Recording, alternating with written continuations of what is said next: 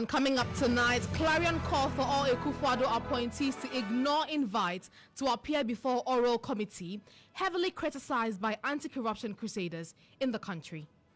If you are a former government official and you're invited by this so-called ORA, advice from the minority is to boycott any invitation from the ORA team. We are not going to be part of it because we believe that there are constitutionally established bodies that can investigate any so-called misdeeds of the government. But anti-grafts campaigner Edem Senanu believes such calls are not in the best interest of the country and its fight against corruption. I feel like it's premature. The committee's mandate does not include, as far as I'm aware, inviting people for anything. They are just gathering information. And if they found some information and they want to cross-check with you and you won't go, that's not an issue. They will just hand it over to the relevant agencies. So I don't see this as a major issue. Now, also in this bulletin, minority in parliament tears through chairman of appointments committee, accusing him of exhibiting open bias and hostility against a member of the committee. The chairman did not allow for the examination of those CVs as preliminary issues, as had been the practice in the past. The deliberate refusal to provide the CVs of the nominees to committee members in advance and the refusal to invite questions on the CVs were all calculated attempts to obstruct constructive and effective scrutiny of the nominees. We'll be live with a member on the committee on the exact concerns, but we also have the verdict on the ministerial nominees who appeared before the committee on Monday. Dr. Kesia Atuba Force, who appeared as the finance minister designate, was evasive, inconsistent, and lacked clarity of thought.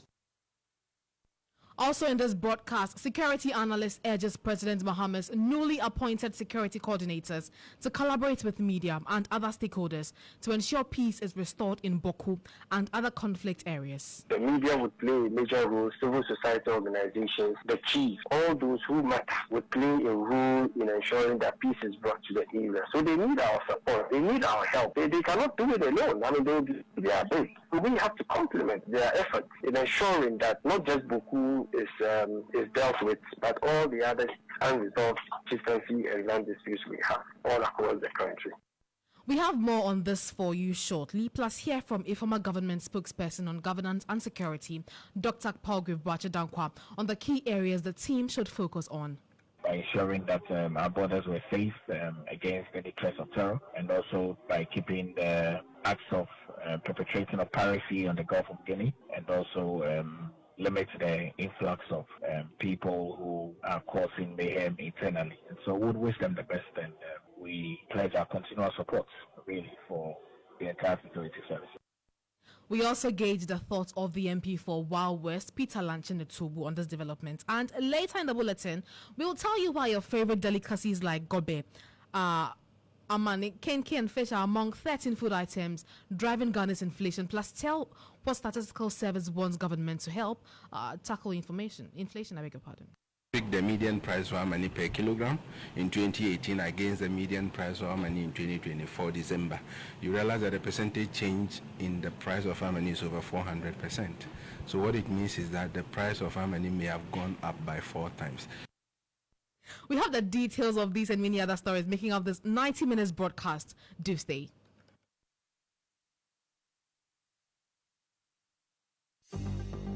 Starr News is coming to you live on Ultimate 106.9 FM in Kumasi, Empire 102.7 FM in Takrady, Cool 103.5 FM in Ho, Ridge and Might FM in Tamale, Sonali FM in Wa, My Star Radio in the USA.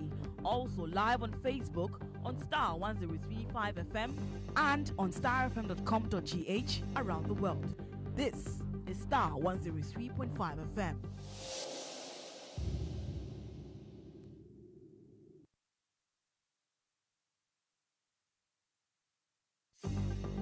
Starr News is coming to you live on Ultimate 106.9 FM in Kumasi, Empire 102.7 FM in Takrady, Cool 103.5 FM in Ho, Ridge and Might FM in Tamale, Sonali FM in Wa, My Star Radio in the USA. Also live on Facebook on Starr 103.5 FM and on starfm.com.gh around the world. This is Starr 103.5 FM. Thank you very much for your time this evening. I am Tutuwaa Danso. This bulletin is also streaming live on Starr 103.5 FM on Facebook. Now, the clarion call for all Ikufado appointees to ignore an invite to appear before the oral committee has been heavily criticized by anti-corruption crusaders in the country, and this comes after the Member of Parliament for Swami, John Darko, charged all former appointees to desist from appearing before what he described as an illegal and unconstitutional body. He spoke to the media earlier today. The Attorney General designate is a law professor. When approved, he is going to be the chief enforcer of our laws. When he appeared before the court and was asked about the legality of this oral, he justified it. He justified the unconstitutional establishment and putting together of people who go about harassing former government officials. We believe that the establishment of that oral committee violates and flies in the face of our constitution. And so one would have expected that a law professor in the person of Dr. Ayeni would have condemned it, but rather he justified it. Now his justification is now putting the work of the police CID, Yoko, and special prosecutor and constitutionally established bodies out of business. It is concerning, and we want the people of Ghana to know that no serious country will entertain anything such as this. And so if you are a former government official and you're invited by this so-called ORA, our advice to you from the minority is to boycott any invitation from the ORA team. We are not going to be part of it because we believe that there are constitutionally established bodies that can investigate any so-called misdeeds of the government. What are they doing? What they are doing is to go about disturbing people, entering homes, taking vehicles, seizing vehicles, and more or less taking over lands from people who have genuinely purchased lands. What the former government officials have done is to acquire properties that legally you could acquire. No illegality has taken place. In any case, the NBC, their members have also acquired land in this country. The executives, they live in the cantonment, they live in the airports, they live in the childbirths, lands which were government lands, which they bought many years ago. The people of Ghana should not tolerate this program, which is out there to only persecute the former government officials. You just heard from the Member of Parliament for the Swami constituency, John Darko. But let's go over the phone lines now and engage an anti-graft campaigner, Edem Senanu. Thank you very much for your time this evening on the bulletin, sir. Now, why do you, describe the minorities call as premature? Well, I mean, the oral committee, in terms of its mandate, have said that they are just aggregating data. They are not, as far as I'm aware, inviting persons to come and answer any questions. So I don't know why anyone should be making recommendations that don't go unless somebody has instigated an invitation or we are aware of that. It seems like we are putting the cart before the horse. So I really don't see the relevance at this stage of saying that we are not going to go. I don't see how that arises at this point. But the minority's major concern is with the fact that they believe that this oral committee does not have any constitutional backing. What's your take on that? There's no need for any constitutional backing. I don't know why that issue is still trending or raging in the news. Civil society, GII, we have a hotline. Persons who want to provide any information on anything happening should provide information, and they do so. Remember that Article 41F of our Constitution is categorical. That citizens have a responsibility, indeed an obligation, to report the misuse of state resources and assets.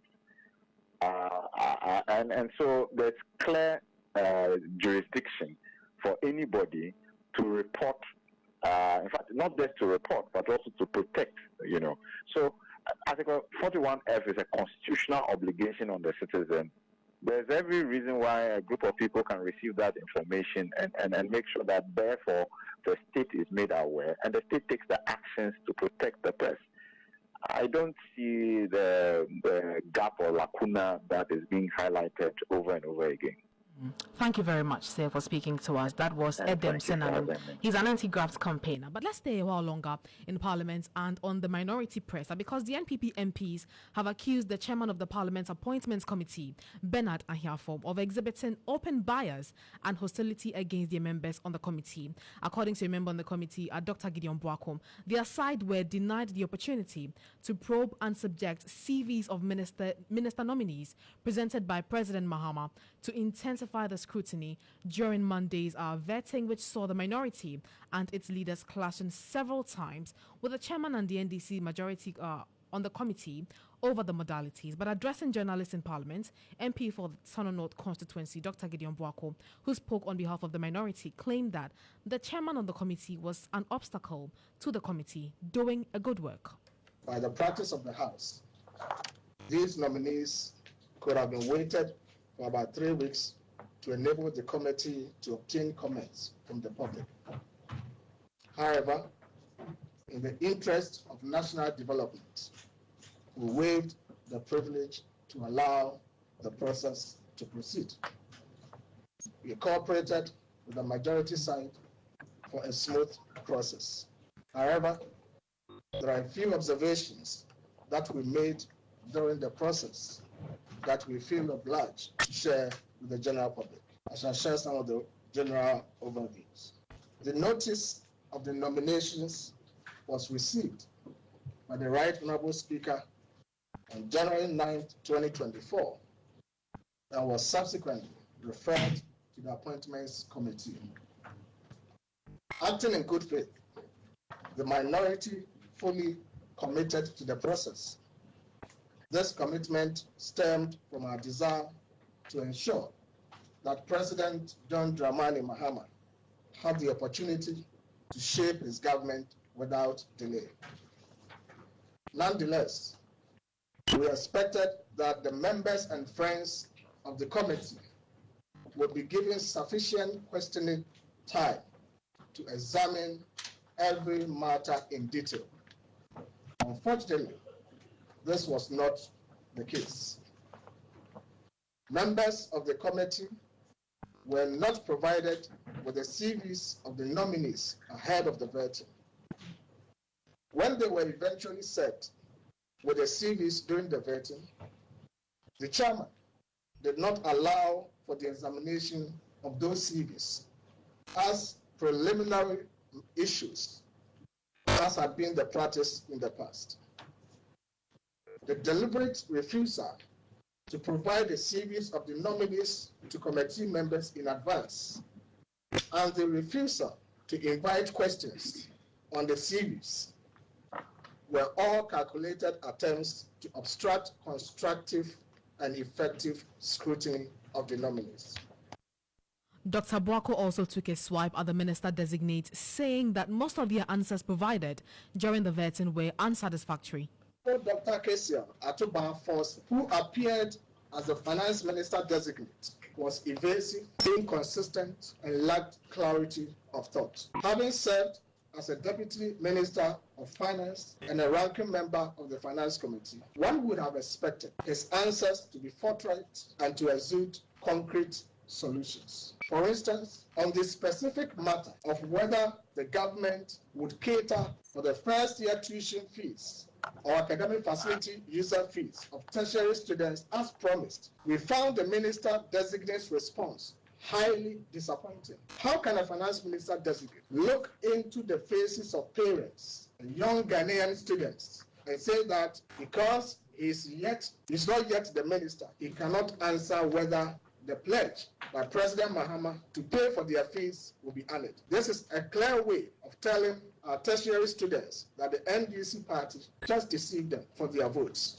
When asked about the free senior high school program and whether it will be extended to private schools as indicated in the NDC manifesto, the minister-designate in a very dismissive manner at whether those private schools write WASSCE, that is a West Africa Senior Secondary School Certificate Examination. First, it was shocking to observe the minister designate feign ignorance of the fact that there are many private senior high schools that right WASSCE. We can all recall that during the election campaign, President Mahama met the leadership of the private senior high schools and promised to include private schools in the free senior high school program. If President Mahama and the NDC knew that no private senior high school right WASSCE, why did they promise to include them in the free senior high school program? For the information of the minister and President Mahama, there are private schools in Ghana that right WASSCE, and they are anxiously waiting to be included in the free senior high school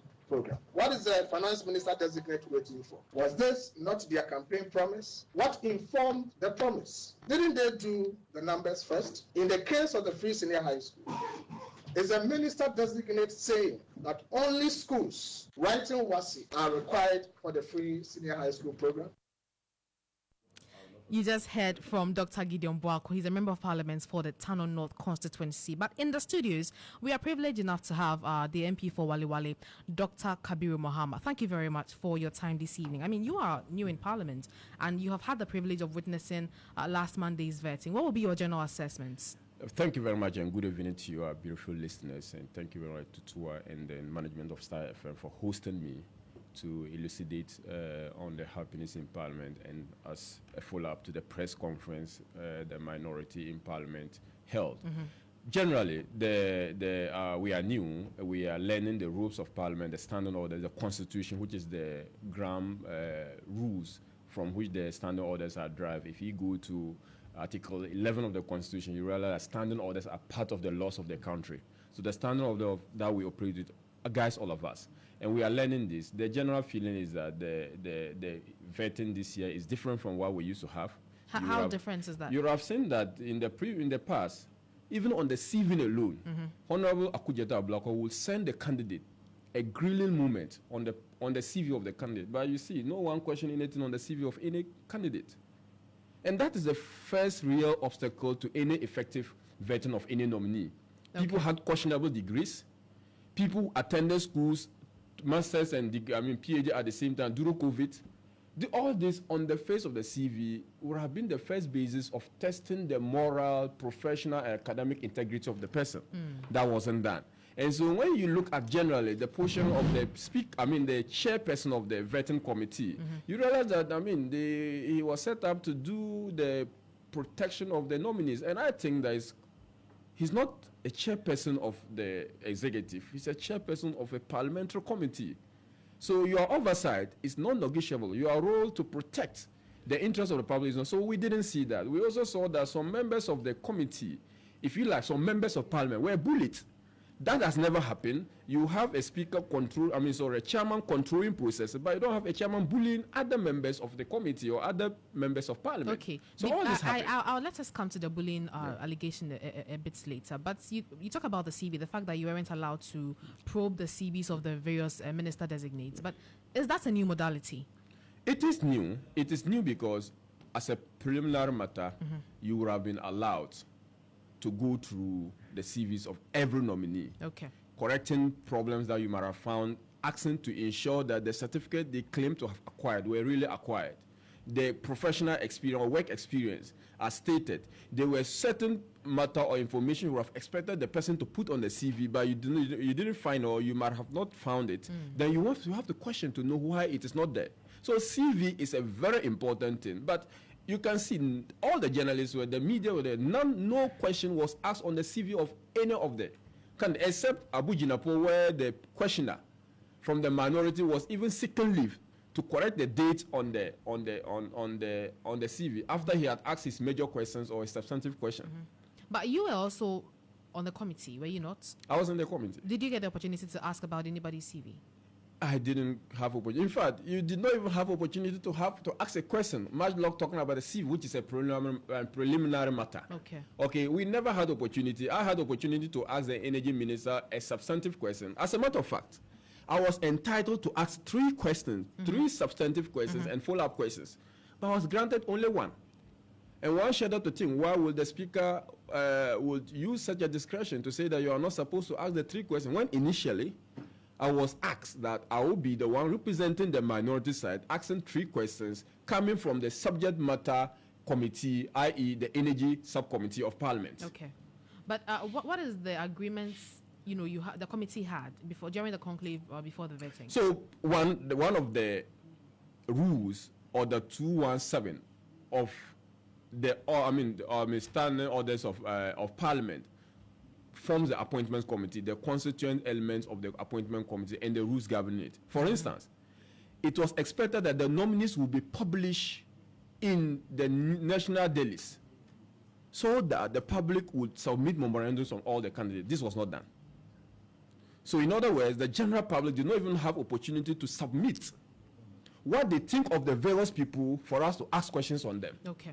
And I think this is irregular, but we decided to, waive that particular provision because the president and the leader executive had explained that they will need those ministers to keep the government running. We don't want to be an impediment on any government being formed. So we gave them that opportunity. But one would have expected that, look, when we come to the committee, every single issue will have to be litigated so that we have finality.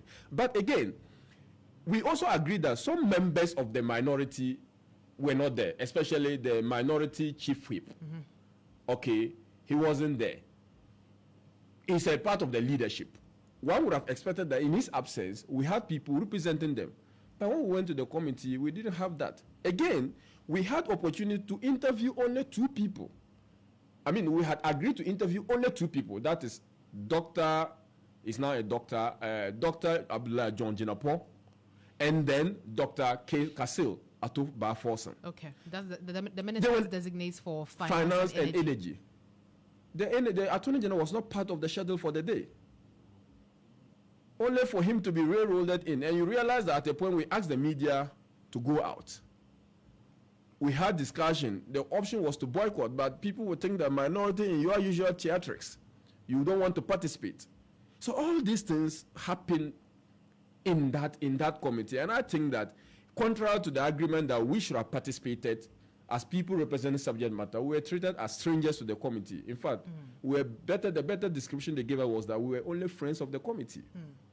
Now, talking about you being treated differently, Dr. Gideon Boako, earlier when he was addressing the press today, said that new members on the committee were bullied.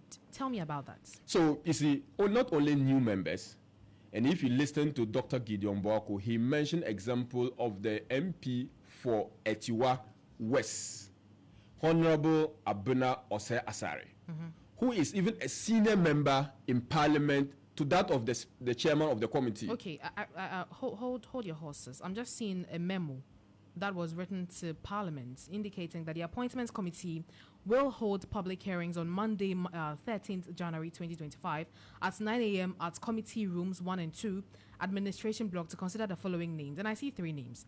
Dr. Kasiwatu Forson, the Minister Designates for Finance, Honorable John Abdullah Jinapo, Minister Designates for Energy, and Honorable Dominic Akretinga Ayene, Minister Designates for the Attorney General and Ministry of Justice. So at what point did you know that you just had to interview 2 people? Even at the point of this notice, there wasn't extensive consultation with that of the minority side of the committee. And I see that this was dated January 10. January 10. And this was on Friday.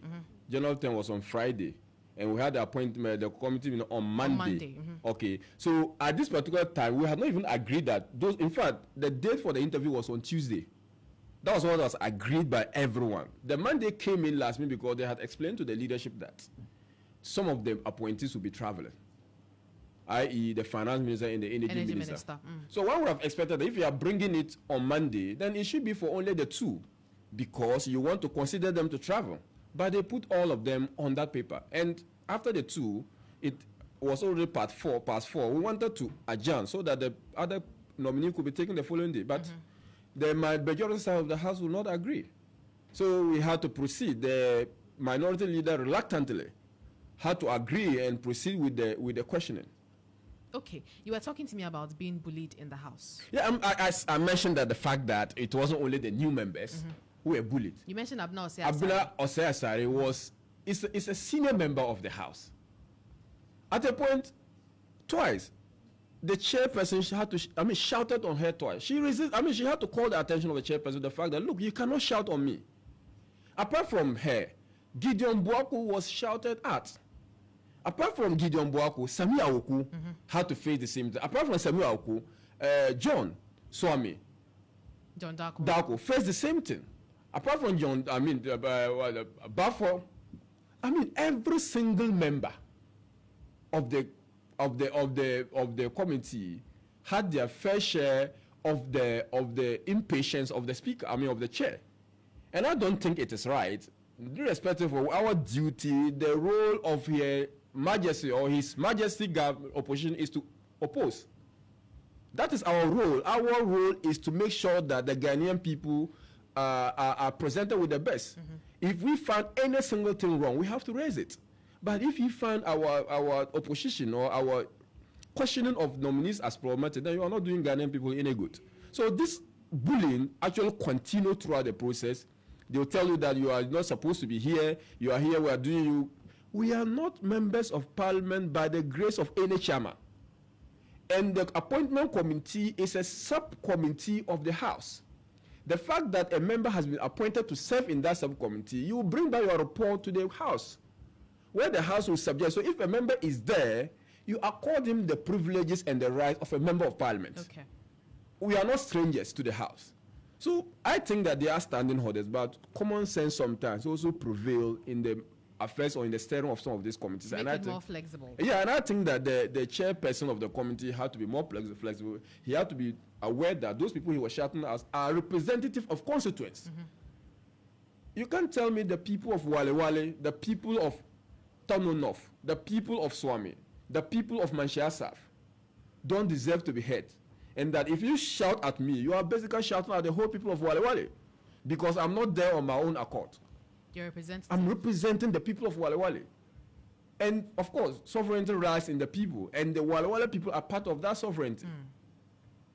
Okay, now let's talk about the responses that the ministers designate gave on the committee. Earlier today, Gideon Buaku says that their responses were not satisfactory. Do you share the same view? I share the same view, and members of the minority committee share the same view, and every single member of the minority, without exception, from the leadership to the very floor members of that minority group, either the nominee will be evasive, either nominee will be run away from their own words they had made when they were in opposition just 3 months ago, either the nominee will be presenting wrong data contrary to the facts, either the nominee will not be abreast with the issue, or the nominee will lack clarity of thought on the issue. And I think that having made a lot of promises and having told the good people of Ghana that you are going to deliver certain goods, and you've been given the opportunity, the manifesto of your party is there. The experience of being in opposition and being ranking members of these committees or relevant committees is there. When you come to the committee, you have to give us thorough answer. You have to exude concrete solutions to the problems that Ghanaians are faced with. But if you tell me that you are not yet in the ministry, if you give opportunity to go to the ministry, you do when it was a promise, black and white, you are basically run away from it. I mean, when they say that, are they just not being realistic? What is being realistic about the fact that you said private students are supposed to be free senior high school, to benefit from free senior high school, and they are asking you. You may say A, B, C, D promise. I think on the back of that, Honorable, the MP for, I beg your minority leader, he talked about Afenyo Markina. That's the name. I don't know why it had to escape me. He mentioned a number of private schools. He mentioned GIS, a number of international schools. And the majority leader explained that these schools do not ride WASI, so they cannot be accommodated in the free senior high school policy. Where those except Ghana International School. Okay. Private schools ride WASI. Again, they knew. The president knew that not all the private schools ride WASI, but he convened a meeting of private heads of private schools and promised them that they were going. It wasn't fair that they would not be captured under free senior high school. You cannot then be coming to tell me that when I called you, I was only talking for those who ride WASI. That is disingenuous. That is deceiving the good people of Ghana. That is not good governance. The first out of governance is taking responsibility for your words. So that is shifting the goalposts. And I think that to come back to tell us that, I mean, you should wait till you get simple question of, i.e., you said the cost of free feeding is not enough to cater, I mean, to buy an egg. When you were asked how much it is, you couldn't tell us. Until subsequent in the discussion, maybe someone informed him or whatever it was, then he said it was 1 Ghana cedi, 50 pesos. When someone asks you the fact that you said the Bank of Ghana were printing money, and then Sandra Thompson came to explain that, no, we are not printing money. In line with the SDR, that is the special drawing right, we are supposed to make some money available to the government, and we advanced about 6.5 billion to the government. That is part of the IMF program. They explained to you that there is secondary market auction where government stocks and bonds are sold to banks, and these banks, because of the need for liquidity, will sell these bonds to central bank, and we give them money. The money is not coming to central government, but it is going to the banks. We provided explanation to cover the 22 billion you claim was printed. And when you were asked, why did you say that? You said that, no, Ghana was not on the IMF program, so the question cannot be right. When SDR was an IMF program. So, I mean, we can go on and on. And be evasive, be inconsistent, lacking clarity of thought, being, dishonest. I don't think that those Ghanaian people needed to know, and that these are the leaders who are actual asking to go and manage these crucial positions. Okay, but contrary to your claim that Atuforsen, for instance, was being evasive, inconsistent, and lacking clarity of thought, these are your words. A section of the populace believed that he was on top of his game. He gave the right responses. He exhibited adequate knowledge concerning the sector. Yeah, you see, I don't want to say the public is wrong. Okay. Those people who think that Atuforsen was on top of his job should first and foremost ask themselves, do they know the subject matter Atuforsen is talking about? I can rattle English.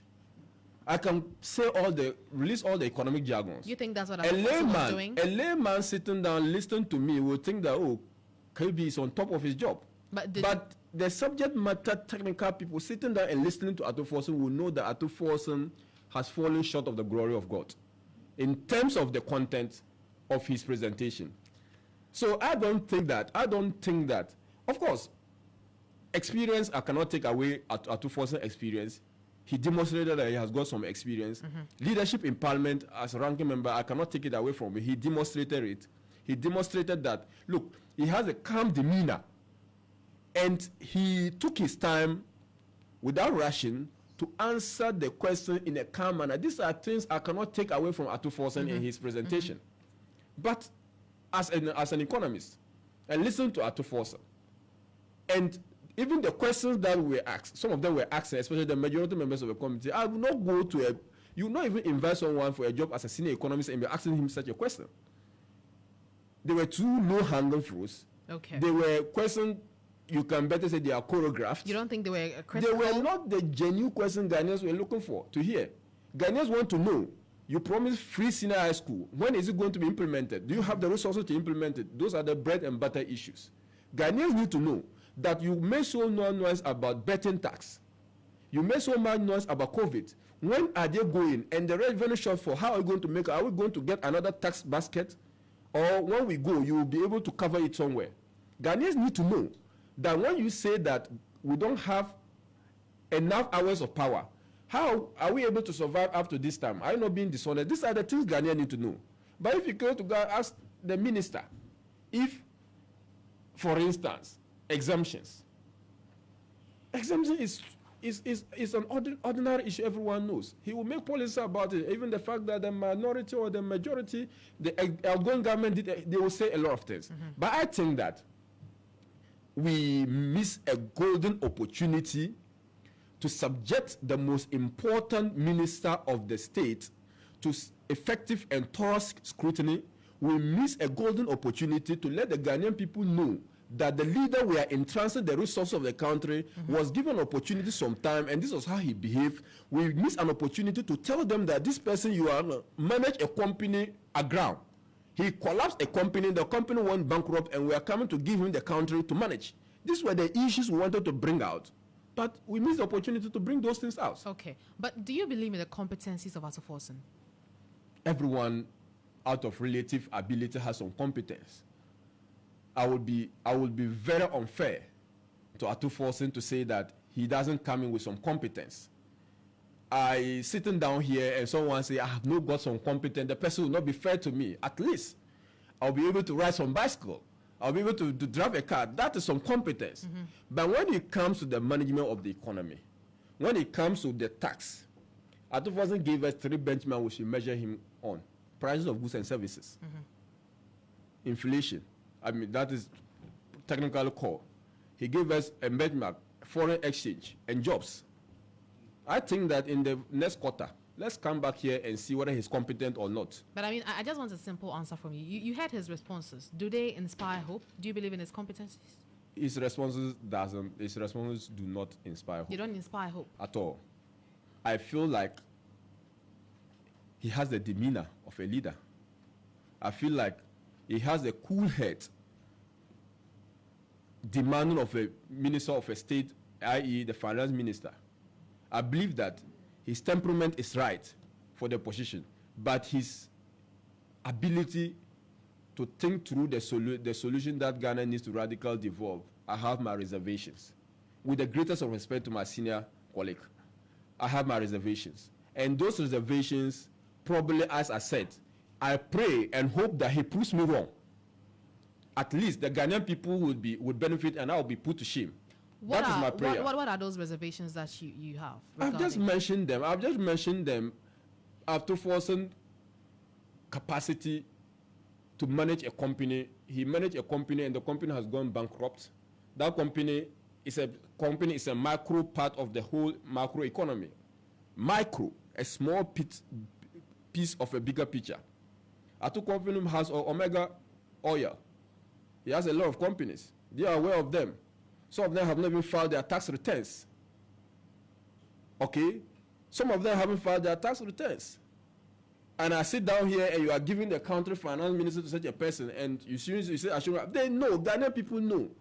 Atuforsen acquire a degree. As to the title of the thesis and all that, we still have issues with them.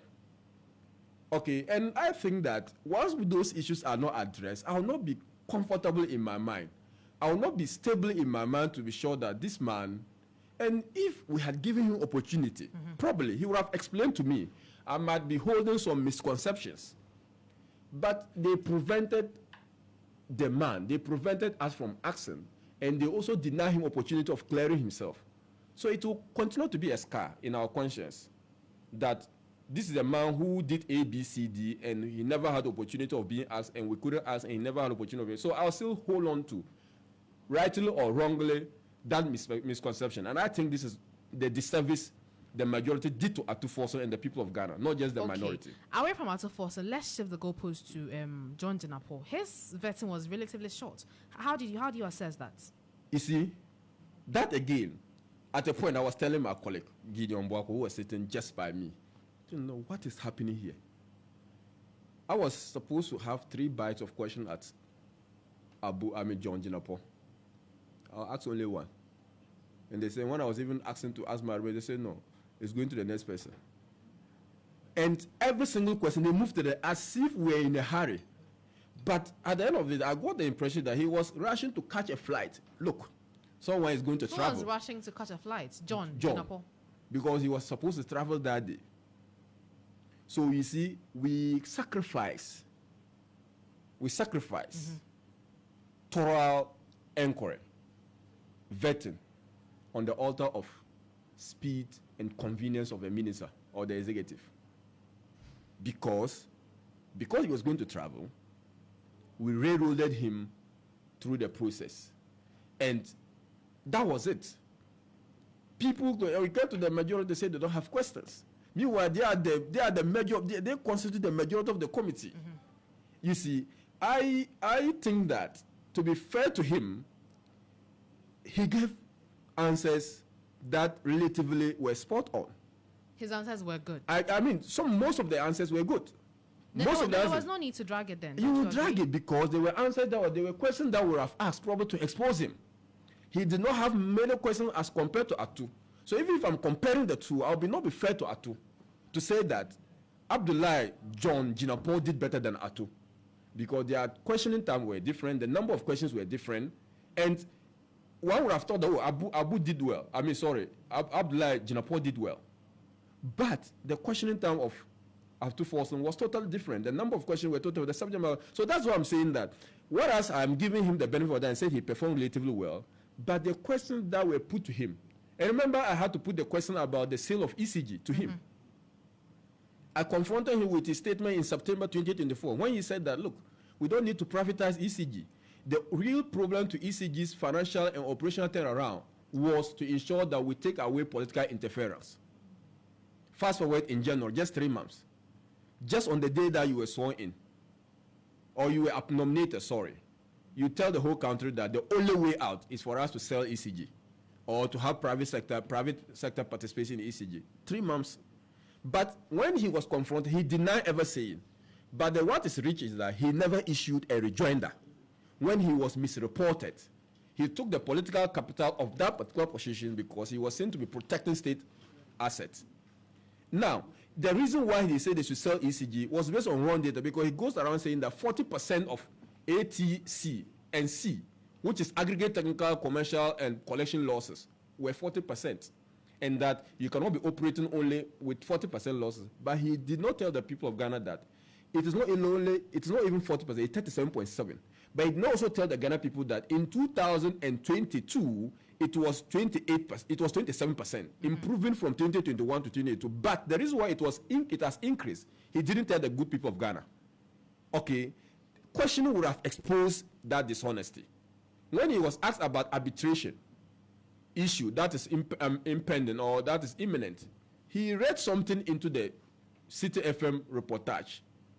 After Afenyo had read copiously from there, he deliberately read a statement not found in the into where there is a serious committee. You ask him to bring what is reading and compare it with what Afenyo had read to see whether what is he introducing is actually there or he is trying to deceive the committee. Perjury is an offense.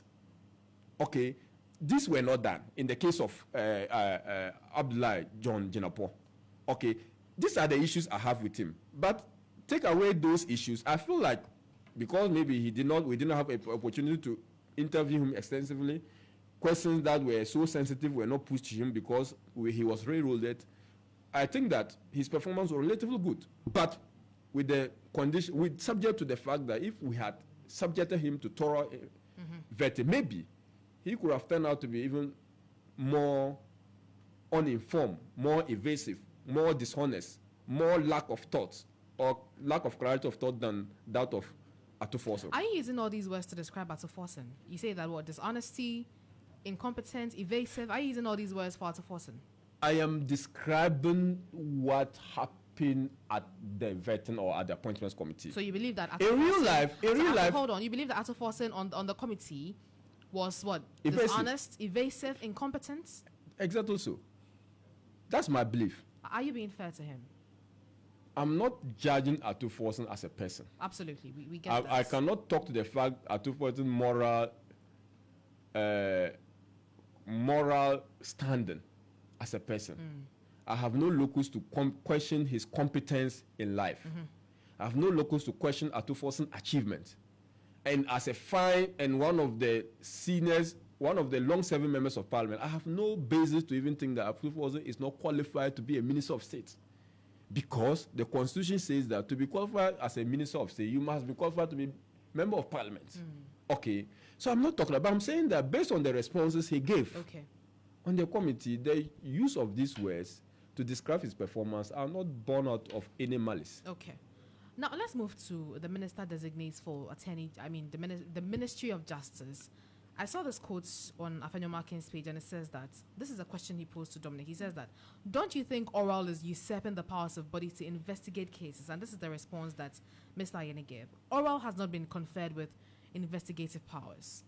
Why is the minority hell-bent on dismissing the entire oral committee? If oral has not been vested with investigative power, what were they doing at the cantonments?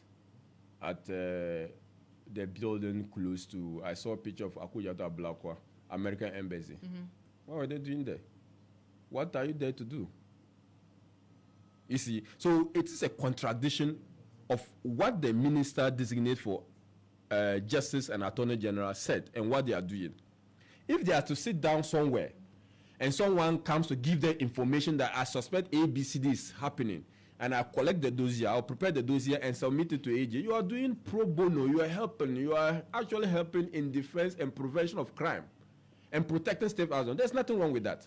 But we now see oral every now and then going to people's homes, going to accuse people, and you see, once someone's integrity has been damaged, repairing it takes time. Okay, they put every now and then information out there without passing through the quote unquote the people who are conferred with investigative and prosecutory powers. You see, so if there is no basis for that committee, you don't even need to have it in the first place. But they say that their mandate is to collect information. In that case, they have exceeded their mandate. 2, the government has been formed. The Attorney General designate has been sold. There, apart from the government, Shiraj is there. You can report any information to Shiraj. Special prosecutor is there. You can report any information. Why are we duplicating roles? Is it that the president doesn't have any faith in Shiraj, special prosecutor, to collect any information from the general public? You see, so that is the difficulty we find it to understand, that you say you are going to collect. What is wrong with the institution of states, agencies that have been so mandated to gather information, initiate prosecution, and prosecute thereof? Okay. But you heard my conversation with the anti-grafts campaigner. He says that this body cannot be described as unconstitutional because there's a provision in the Constitution, Article 41(7), that gives people the opportunity to gather information regarding corruption-related issues and report them to the rights authorities. Don't you agree with that? Yeah, but it doesn't say that a committee has to be formed. Does it say that? It said people. And that's basically what I've said. I stated that Kabiru sitting down can take information and go and give it to special prosecutor. President will gather information and go and prosecute. It doesn't say that the president will have to appoint a team responsible for the collection of information from the general public. Contrary or different, it amounts to the usurpation of the powers of those relevant agencies that are supposed to be the repository of this particular information. Okay. But now, the big question that people have been asking is that if you don't have anything to hide, why don't you let oral operate? We don't have anything, but the evasion of people's privacy under the banner disguise of oral is a threat to national security. But it is not the country we want to build. I may not have anything to hide in my house, but that doesn't give people the opportunity to trespass. That is the real issue we are talking about. The fact that I have not hoarded gold in my house doesn't mean that I should allow my house for people to trespass under the disguise of that I have nothing to hide. If you have something about me, go for a warrant. If you suspect, mere suspicion, go for a warrant or report me to the relevant agency. You don't come to me and say I've suspected and you trespass because when I'm going to complain, you say you have nothing to hide. Why are you complaining? We don't build a society that way. But you see, this country has been through a lot in terms of economic crisis and whatnot. Wouldn't it excite you if really they are able to recover all loot? Would that not be exciting for you? That would be good news, but they don't have the mandate to do it. They are only putting people through torture. That would be good news that oral is able, but they don't have the mandate to do that. You get what I'm trying to say? So to start with, I have an issue. If you don't have mandate to do something, you cannot even do it. You need to have mandate grounded in law to do something that you can do it effectively. But if this country was built on machoism, then we have said that, the institutions don't have strong mature men to be able to go and get people to recover all the loot. So we need some mature men to go. And we found that Mr. Ablakwa, Raymond Acha, we found out that Martin Pebu are the real mature men who can recover this route. Why not? But this country was not built on that. It is built as a constitutional democracy. And the constitution is the one dictating how we should run things. And you cannot do that because you feel like I need to do something to recover loot. It is unconstitutional, and that is why the minority think that if you invite someone, the person should boycott it. I mean, if I have nothing doing and I think I can go there for leisure, I'll go. But if I have business to do, I don't think I should be going there. Okay, let's look at this development where the NIB Director General bought state lands for 160,000 plus. He returned it. You see, he returned it not because what he did was wrong. If it wasn't wrong, why? If he didn't return, if he didn't, no, it wasn't wrong. It wasn't you wrong. He bought it. Then why didn't he hold on to it? You said he bought it, right? Buy means that there is a contract of sale, right? Offer, acceptance, consideration. Is that not it? So once there is an offer and acceptance, consideration, exchange hands, the person has so legally acquired the property. But you see, in a country where emotions, where perceptions, where people go not for the facts but for the optics, he will not want to be in the controversy or in the media over it because they will persecute you in the media. People will form opinion about you because they think that you have acquired a piece of land at 160,000. At cantonment. At cantonment. Okay. They will not go into the questions. Why the person has acquired, what was the land value? Whether the land value, people will raise moral issues about that. Okay. So because of that, if the Atubra decide to say, look, I don't want this noise about this, so you can have it. Rather than me fighting with you. And I tell you, look, if the contract has been consummated and the government decide to go to court, okay, they cannot win the case. They only pay damages and probably rescind that contract. But they cannot say that you cannot take it away from the person because contract has been sealed. But he doesn't want that noise. He decided to say that I'm leaving it. And I don't think that we should rather be commending Atubra for saying that, okay, look, I cannot win in this particular space because people, we are driven by emotion, perceptions. Like you said, at cantonment, 160,000, 0.21 acres of land. Okay, that is like a quarter of plots, right? You cannot win such an argument. So what do I do? Okay. Let me let it go. And that is basically what he did. You think that was the basis? Maybe there may have been some infractions in the sale. Don't you agree? No one has questioned any infraction on the sale. They say that he acquired land. He purchased land for 160.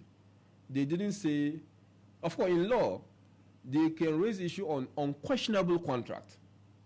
Okay, they can raise issue with that, whether or not the land was really worth 160, and that the state may have some issues. But once it was not under duress, once it was formed freely, issues of unquestionable contract may not arise.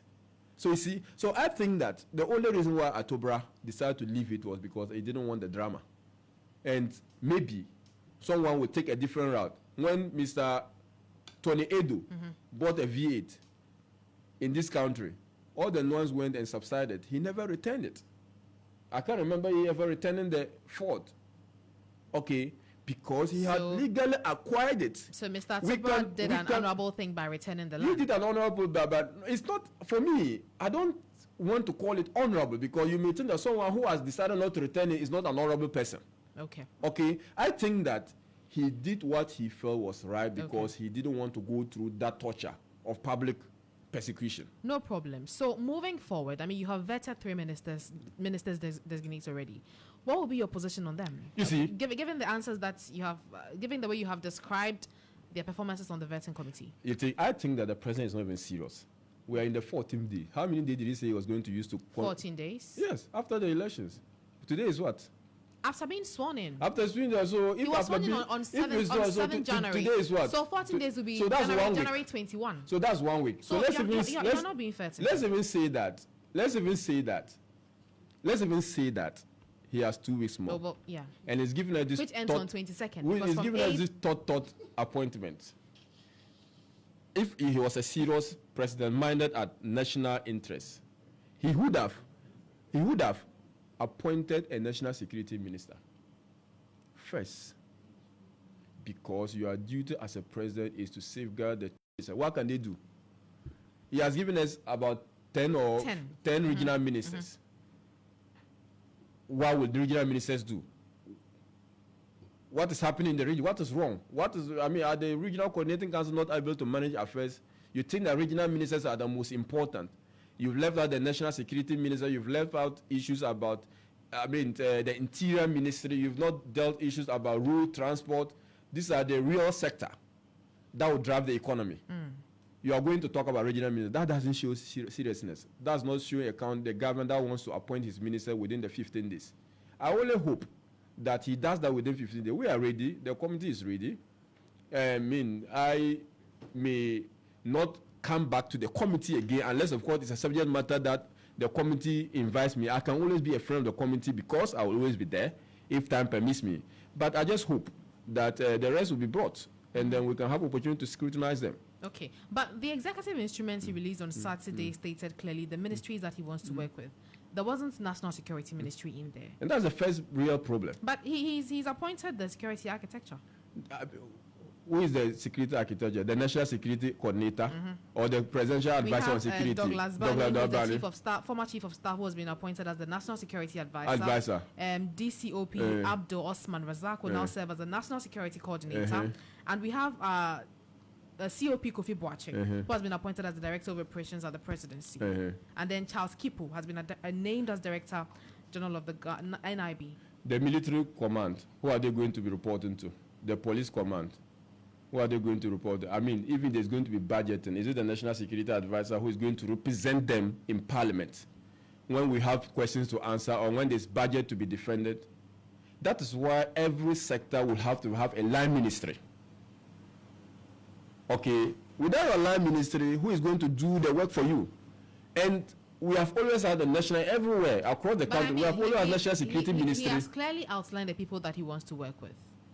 And that is why you outline it, but we have the right to tell that what you've outlined is problematic because we want to solve a problem. He wants to work with a leaner government. A leaner government. Of course, we are not saying it now. We wanted to even operate with a more leaner government than his. We said we promised 50 ministers.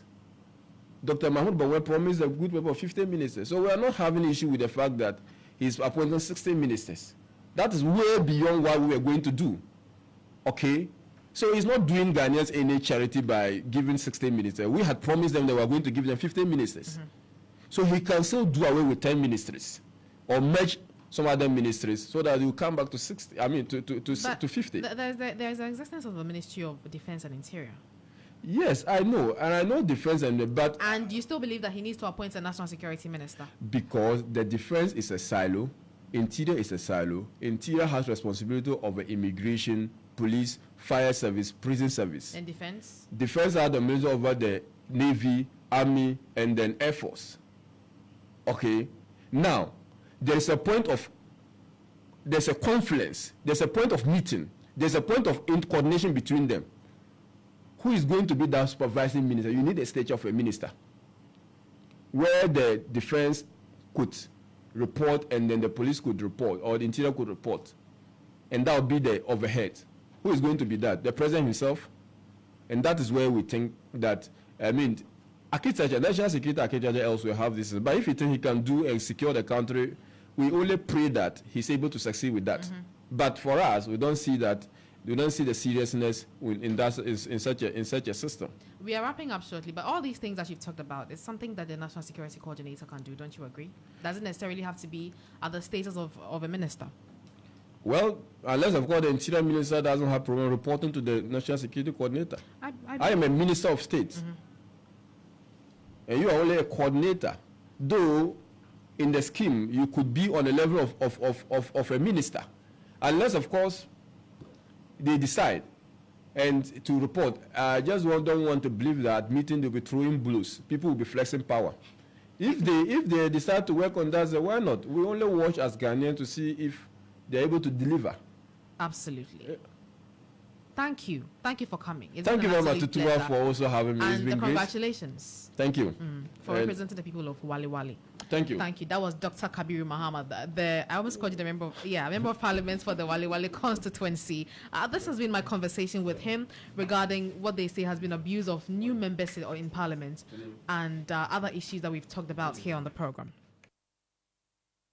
Starr today, first, fast, and credible. Well, we ended a conversation with him on security, so let's still stay on security this evening. And the security analyst, Adib Sani, is urging President Mahama's newly appointed security coordinators to collaborate with the media and other stakeholders in this country to ensure peace is restored in Boko and other conflict areas. Well, this follows the appointment of Prosper Bani as the National Security Advisor and former Ashanti Regional Police Commander COP retired Kofi Boache as the Director of Operations at the Presidency. Also, DCOP Abdul Osman Razak and Charles Kipo have been given national security portfolios. Well ahead of the appointment, President Mahama spoke about his expectations for the new appointment during his visit to Boko. Take a listen. I want to assure you that we're putting in place the various appointments so that we can have ministers and other officials who are responsible for the security to take charge. And so within this week, we will do the appointments of the Minister of Defense, the Minister of Interior, the National Security Advisor, the National Security Coordinator, the BNI Director, and all the others. And when these appointments are made, I'm going to charge them to make Boko one of the #1 priorities that they attend and deal with. And so I'll appeal to you to exercise patience, exercise restraint, and to let you know that I am apprised of the issue. I'm going to deal with it, and I can assure you, have trust in myself and this administration that by the grace of God, peace is going to come back. Permanent peace is going to come back to Boko. Well, that was President Mahama giving assurances to the people of Boko there. But in his reaction, security analyst Adib Sani said even though the appointees are capable and have the expertise, they must collaborate with CSOs and the media to ensure peace is restored in Boko and other disputed areas. He spoke to my colleague, Nadede Tete. Charles Kipo has been within the setup for years on end. He is very experienced. He has a very great grasp of what intelligence is all about. He's worked under almost all of the bosses you can think about in recent times. And he's always held this. He is an operational person. He's extremely experienced. Okay? And so even though his name might not be out there because he's not a politician, it doesn't take away the fact that he is a capable hand. We do know Kofi Boache, the great work he did when he was the Ashanti Regional Police Commander. And so I am not surprised that he is in charge of operations at the presidency. And Prosper Bani, the former Chief of Staff, a former Interior Minister, also brings to bear that expertise needed to be able to effectively, run the country as a national security advisor who advises the president on security matters. And for the record, when the coordinator wishes the president to give him the briefing, the advisor is always beside him. So it is a very important position that requires someone with a great depth of expertise. For the coordinator, he is a police officer. He has been within that space for years on end. He is a former ADC to President Mahama when he was since the days of his vice presidency. Okay, so surely he would also have a lot of expertise to bring to bear. And bearing in mind that the president had said yesterday that he will be making some key appointments into the security service shortly for them to, keenly focus on the Boko crisis and bring a resolution or find a resolution to that matter. Looking at the members assembled, does it give you the confidence that this is a mandate to be able to carry out? Absolutely. I'm very confident. And they cannot do it alone. Let's be mindful of that fact. The media would play a major role, civil society organizations, the chiefs, all those who matter would play a role in ensuring that peace is brought to the area. So they need our support. They need our help. They cannot do it alone. They are big. So we have to complement their efforts in ensuring that not just Boko is dealt with, but all the other unresolved chieftaincy and land disputes we have all across the country. That was security analyst Adib Sani. But let's go over the phone lines now and have a conversation with former spokesperson on governance and security, Dr. Pagriv Bachadankwa. Doc, thank you very much for your time this evening. I mean, new security coordinators have been appointed. How do you assess their appointees? Happy New Year to you, Tutuwaa, and thank you for the opportunity. And really to state that for those of us involved in security, when our senior colleagues are appointed, of commendation is one of congratulations. One that we have to wish them the best, and I think that the President John setting his to me that he has set up in place the best. They have the your line is a bit jerky. If you can kindly position this, I can hear you now. Can you hear me? Good.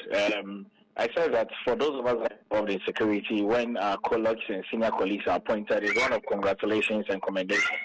And we want to clearly congratulate the team that have been selected. Oscar Bani has been working in the security environment for a while. Kofi Boache retired, has also been working in the security environment for a while to be the director of operations at the presidency. We would want to strengthen the security that was already existing. There was a national security framework that had been put in place by the SWA and the Kufuor government. Would want them to strengthen a lot more.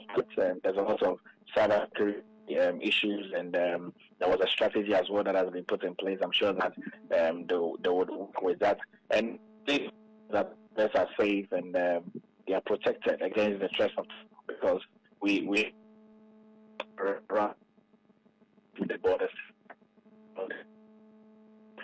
Right, thank you. We may have to leave it here. Thank you very much for speaking to us. I've been engaging Dr. Pagriv Bachadankwa. He's a former spokesperson for governance and security.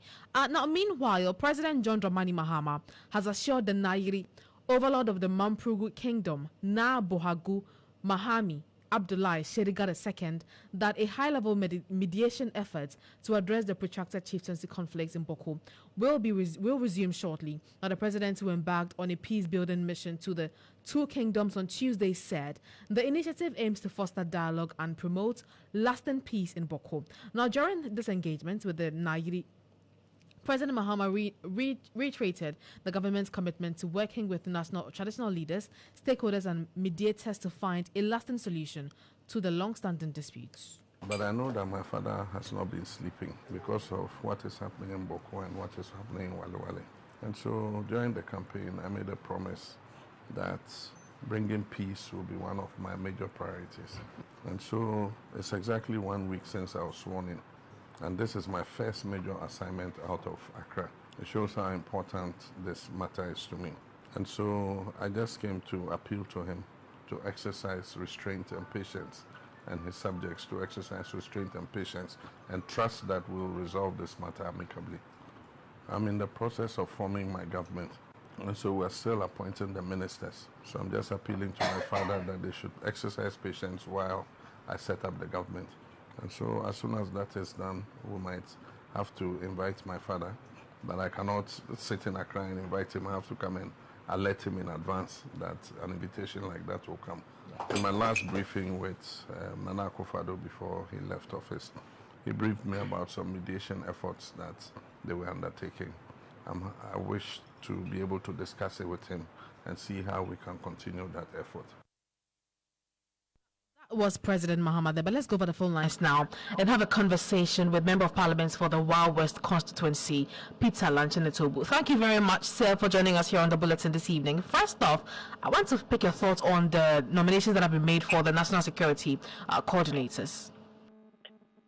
Thank you very much, Tutuwaa. Good evening to you and good evening to our cherished listeners. I want to say hello to His Excellency President John Dramani Mahama for a wonderful work done. I think that he's demonstrating he's gotten the experience, he's gotten the willpower, and he wants to put this country on a path to reset. The people that are mentioned in this latest appointment within the security structure, I think I am quite impressed. Honorable Prosper Bani, the former Chief of Staff, former Minister for the Interior, a man who's been around for some time. He's operated within the security sector for some time, and the NDC Security Committee was chaired by him over the past 8 years that we've been in opposition. I don't know what his understanding is regarding security within Ghana and the sub-region. makes him stand tall. And I'm not surprised that His Excellency the President located him and made him the National Security Advisor. If I talk about Deputy Commissioner of Police Osman Abdulrazak, who happens to be my schoolmate, I've known him for more than 30 years. He's been in the police service. His experience within the international space and even at Kofi Annan Peacekeeping Training Center for the past 7 years. What he's done in the presidency when he was the ADC to the president in the past. Okay, I just want to find out from you briefly. So is Osman still in the service? Yes, Osman is still in the service. He's coming to coordinate security. He's actually still in the service. So if you are talking about the new Director General of the National Investigations Bureau, the National Intelligence Bureau, NIB, Mr. Charles Kipo, a very good one when it comes to intelligence and security. He's an expert in the matter of intelligence. I think that he understands it better when we talk about coordinating intelligence within the country, very, very, very particularly political intelligence that talk about stability of the sub-region. My good brother, Mr. Kofi Boachi, I think that he's a very popular person in this country. And I'm so excited the president understands that, listen, I need to get that young man closer to me. He sent him to the presidency as Director of Operations. And that one is a job that does not have spare time. 24 hours, you are on the radar, and if the president gives you any assignment, you are ready to move. And Mr. Kofi Boachi is the type who can work like a donkey. And I'm so excited.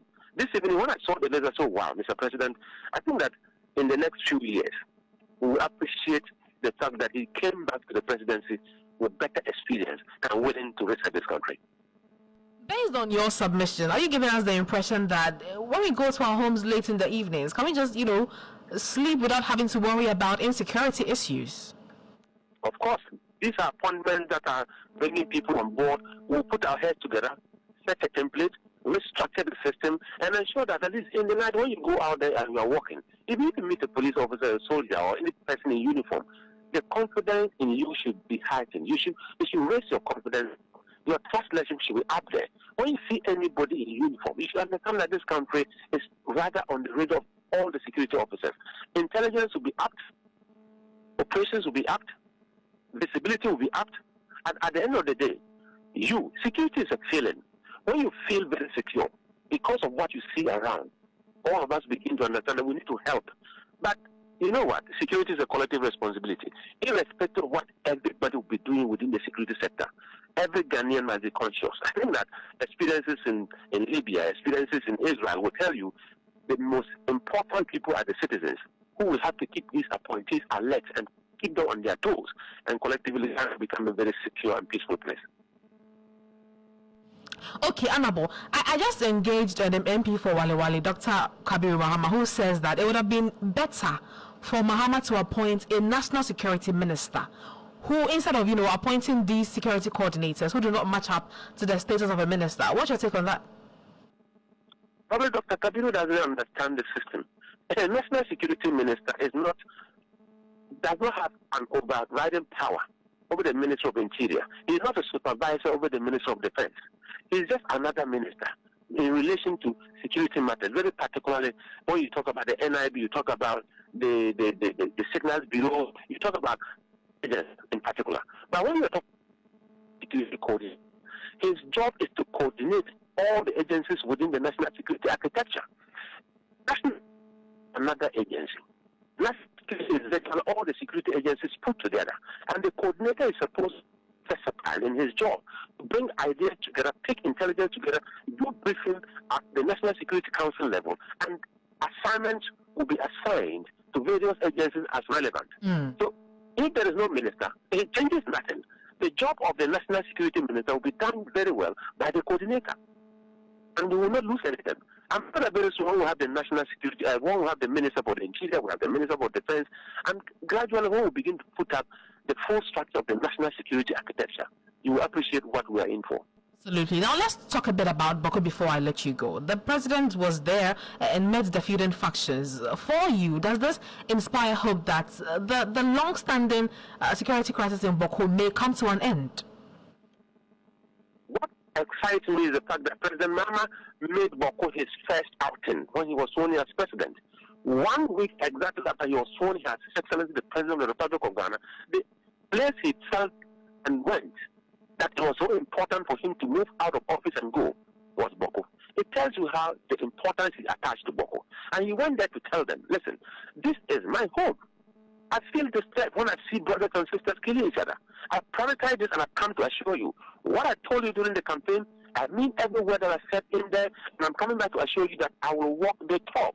Boko will be top priority. And I'm excited that he's appointing people who knows best. And gradually, I'm sure that he's saying it clearly, that we are going to have a solid team to mediate in the Boko conflict and make sure that we put it behind us. I mean, since 1958 up to now, we can't throw our hands in the air. What we have done over the years, and it's not even, and I said we need to do things differently. And doing things differently, we expect different results. And in getting different results, I am sure that yes, we will Boko, the problem has solved. All right, sir, thank you very much for speaking to us. That was Peter Lanchin Tutuwaa, the Member of Parliament for the Wild West constituency.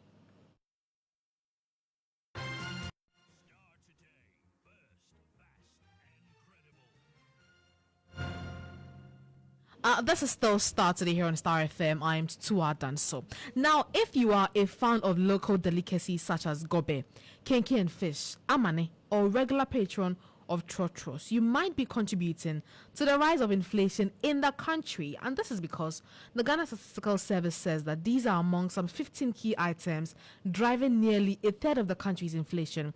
Ghana ended 2024 with an inflation rate of 23.8%, far above the government's 15% target, but with a new target of 8% set for 2025, the Statistical Service warns that urgent action on these items is critical to stabilizing the economy and easing the cost of living for Guineans. There are more details in this report. Despite a significant fall in the record high inflation of 54.1% recorded in December 2022, government's current 23.8% inflation is worse off than it was a year ago and far above the end-year target of 15% set by the central bank, government, and other international bodies. At a stakeholder engagement analyzing the historical trends of inflation since the economy was rebased in 2018, data scientist with the GSS, Simon Onilimo Tishutab, who revealed 13 out of the 15 items are food items, believes government must tackle the gap between farm gate and market prices to manage inflation. Of the 72 data points we have, so you pick the ranking 15 items every year, and you realize that Bass and Trotrophes is ranking about 70 times. And then you have a lot of unprocessed food like yam, fresh tomatoes also featuring in there. So it may be a multi approach in addressing some of these issues. And in my view, I sincerely believe that if we really want to tackle inflation, and given the fact that we are having 13 food items featuring, we need to look at our food basket as a country. Are we producing enough? And what we are producing, what is the gap between the farm gate and what happened transmitting this food price from the farms into the market? Simon Onilimoti Chutab is further urging government to improve its buffer stock regime to address price hikes occasioned by seasonality. Yam, for example, is a seasonal item. Fresh tomatoes is a seasonal item. And we realize that periods where we observe significant drop in inflation for yam, it affects the division's inflation. And it tells us that seasons actually play a role. And we realize that for yam, for instance, over the period between August and September, for the period, there is a marginal drop in the price of yam per kilogram. So what are we doing as a country? And this is a question I pose to all of us, to address these seasonal issues and say that maybe in areas where we have bumper harvest, we are able to have buffer stocks where we can keep some of these seasonal foods, so that areas where, periods where we don't have higher harvest, we are able to release these foods to ease the pressures on price of some of these food items. The 13 food items driving inflation according to the Statistical Service are smoked herrings, popularly known as amane, large onions, sea fish, yam, beef, kenke with fish, local gin akbateshi, imported rice, fresh tomatoes, bread, cooked rice and stew, fried plantain and beans gobe, and smoked river fish. Now, it's been 8 days since President John Dramani Mahama began his second term, marking the end of the NPP's 8-year rule. And during the NPP's tenure, some NDC appointees who served under Mahama's previous administration were arrested, charged, and accused of willfully causing financial loss to the state. The NDC, while in opposition, repeatedly claimed that the NPP was persecuting their members. Now, what now that the NDC is back in power, the fate of these political cases hangs in the balance, especially since the Attorney General who initiated these actions is no longer in office. EIB Network's legal affairs correspondent Mutala Inusa has the rest of the story. You may have heard a couple of times that when there's a new king, definitely there's going to be a new law. And you come to court, there are a lot of cases that have been started by the NPP administration. And at the time that these cases were started, the NDC in opposition made the point that their members particularly were being persecuted. They ought not to be in court. But unfortunately for the NPP, some of these cases that appeared in court, they couldn't conclude the cases before exiting office. And what are these cases that could be truncated by the next Attorney General, Dominic Ayeni, should he be confirmed as the substantive Attorney General? And the first of these cases we are looking at is a case involving the ambulance case. Dr. Kasila Atoforsin, Mr. Sylvester Anemana, and Richard Jakpa. That case went from the High Court to the Court of Appeal. On the 30th of July last year, a Court of Appeal 3-member panel in a 2-1 decision acquitted and discharged them. But the AG at the time, Godfrey Adami, filed an appeal at the Supreme Court to challenge that, and that case is still pending at the Supreme Court. It is one of the cases that the next Attorney General could truncate it. The next case in line is the Cocoa Board case involving Dr. Stephen Kwabno Puni, Seydou Agongo, and Agricord Ghana Limited, which hovers around 217 million Ghana cedi. They are being accused of willfully causing financial loss to the state. The case is currently ongoing before Justice Abuaji Tando, where Seydou Agongo, the second accused person, and his company, Agricord Ghana Limited, are calling witnesses. It is one of the cases that the NDC in opposition accused the NPP government of persecuting Dr. Stephen Kwabno Puni. Then another case that we should also look out for is the case involving Alhaji Collins Dauda, the Sagleme affordable housing case, currently before Justice Ernest Owusu Dapa. Prosecution is calling witnesses, with their third witness expected to testify. What is clear is that the NDC indicated that Alhaji Collins Dauda, Kweku Ajiman Mensah, and the other accused person committed no offense regarding the $200 million, a sum which was earmarked for the construction of some 5,000 affordable housing project at Sagleme. The Asin North MP, the dual citizenship case, many will remember, James Jachekwesin is before the High Court facing some 5 criminal charges. As it stands, prosecution fourth witness, in fact the investigator, has been cross-examined and discharged. It is one of the cases that Dr. Ayeni, when come to office at the Attorney General, could also look at it and possibly will not see the light of day. The treason felony charges pressed against Oliver Barker Vomawo, that case is also pending, and he himself look out for that particular case to be truncated. The President of the Republic now, during the time of his campaigning, mentioned that who does coup on social media, which is the reason Oliver has been charged with 2 counts of treason felony. That case is also before the court, and it is one of the cases that could be dropped. The Democracy Hub cases involving these protesters trying to crusade against Galamsey, which had affected the water bodies and all of that. Over 50 people were arrested, detained, and some of them have been discharged, but there are others still before the court. Felicity Nelson, Ama Governor, Oliver Barker Vomawo, and then Ralph Williams, all of them are still before the court. It is one of the cases that could also be truncated until such time that concrete decisions are taken on these cases. What is clear is that these cases have been widely mentioned to be truncated by this administration. Mutala Inusa, GH1. That was my colleague Mutala Inusa with our reports there. Now let's do our energy now, because the Institute for Energy Security says that they are optimistic government will utilize the postponement of WAPCO's scheduled maintenance to guarantee a steady power supply.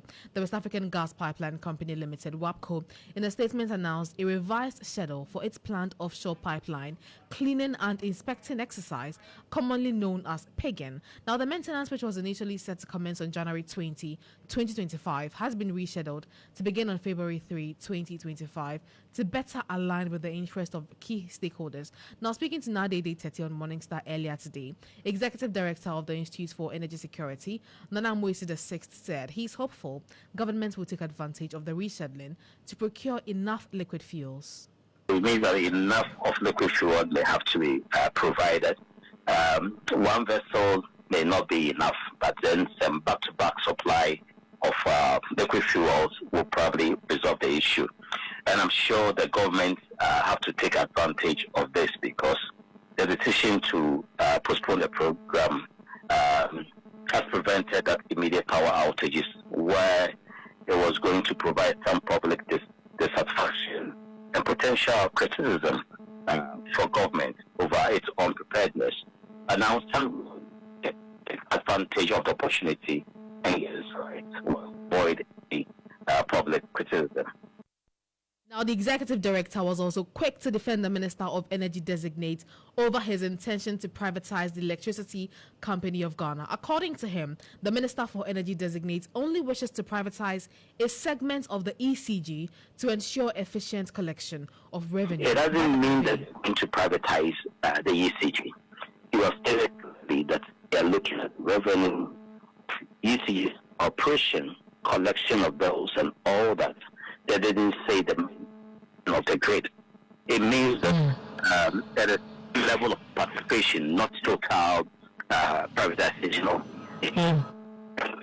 The elephant in the room is the revenue collection inefficiency, and that is why the CG arena was initially moved and we lost that opportunity. The minister was clear in a statement that they're going to put together a committee that will look at the various models of participation. Is it a private partnership arrangement?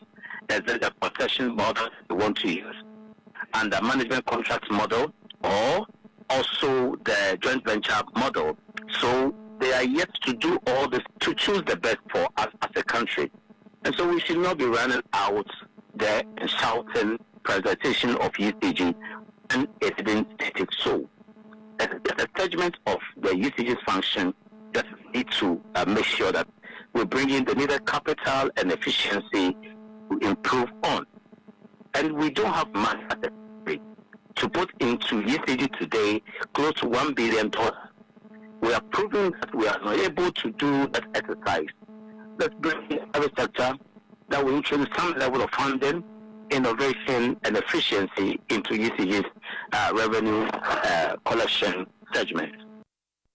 You just heard there Nana Moisi VI, who is Executive Director of the Institute for Energy Security.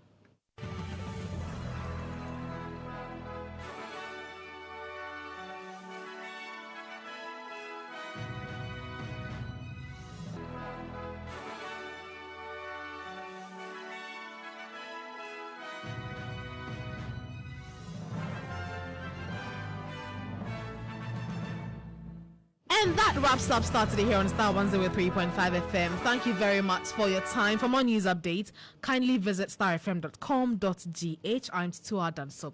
And this bulletin was produced by Eko Anan, Benjamin Saki, Prince Estienne, and of course, Edem Kujo, Emmanuel Donko, greatly assisted as well. Thank you very much for your time. We are back tomorrow. Have a good evening.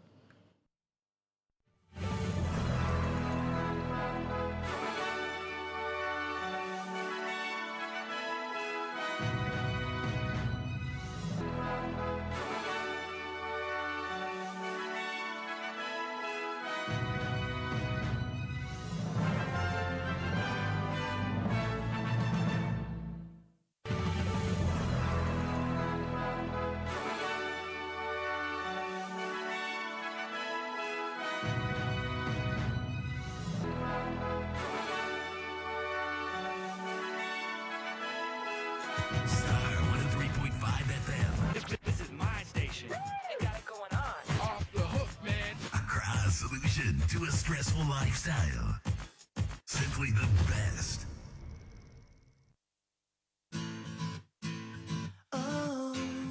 Starr FM 103.5. When I see the stars in the sky, I feel as though the heavens are calling. Oh.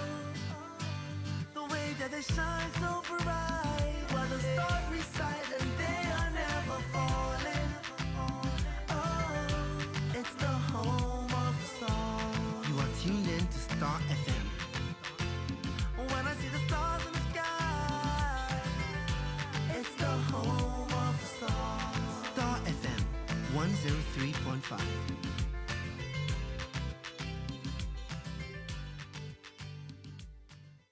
This is the broadcast of the BBC's Focus in Africa on Starr FM.